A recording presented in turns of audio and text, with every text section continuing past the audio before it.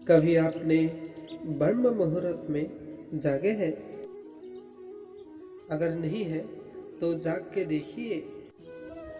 संध्या होने के पश्चात जब रात्रि का अंधकार सारे संसार को धीरे धीरे अपने अंधकार में निगलने लगता है, तो यही अंधकार ब्रह्म मुहूर्त में भोर होने से ठीक पूर्व तनिक अधिक काला हो जाते हैं। हमारे जीवन में भी कुछ ऐसा ही होता है।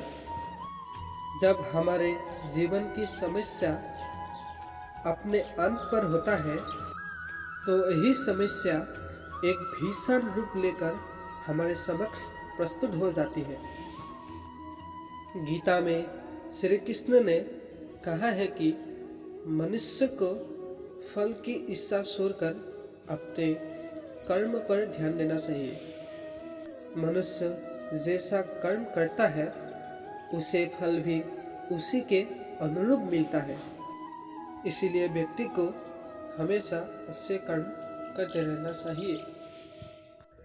हमारे मन ही हमारे दुख का कारण होता है। ऐसे में श्री कृष्ण ने गीता में कहा है कि जिस व्यक्ति ने अपने मन पर काबू पा लिया, वह मन में पैदा होने वाली बेकार की चिंताओं और इच्छाओं से भी दूर रह सकता है। साथ में व्यक्ति भी अपने लक्ष्य को आसानी से प्राप्त कर लेता है। क्रोध में तो व्यक्ति नियंत्रण खो बैठता है और आवेश में आकर गलत कर्म कर देता है। यहाँ तक कि कभी कभी गुस्से में व्यक्ति खुद का अहित कर बैठता है। गीता में श्री कृष्ण ने बताया है कि क्रोध को खुद पर हानि नहीं होने देना चाहिए। हम सभी ने कहीं ना कहीं ये बात तो सुना ही है कि जो वीर होता है, साहसी होता है, उसके समक्ष सारे संसार झुकता है। परंतु वीर होता क्या है? साहस क्या है? साहस युद्ध नहीं, वीरता अथवा विजय नहीं। साहस किसी चुनौती के समक्ष खड़े रहने की भाव है।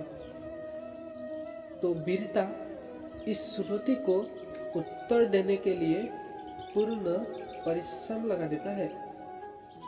हम वही बन जाते हैं जैसा हम सोचते हैं, जैसा विचार रखते हैं। यह आपका विश्वास ही है जो ये निर्धारित करेगा कि आपको विष मिलेगा या अमृत। जब से ये सृष्टि बनी है, नदी के धारा और चट्टान के मध्यम सदा संघर्ष रहा है, परंतु हर बार चट्टान की कठोरता को हारना पड़ता है और नदी के धारा कोमल होते हुए भी कठोर चट्टान को काट देती है। कभी सोचा है क्यों चट्टान इतनी कठोर और जल इतना कोमल, फिर भी इतना कठोर चट्टान के बीच जल अपना मार्ग बता ही लेता है? कारण केवल एक है, और वो है लगातार चलने की क्षमता।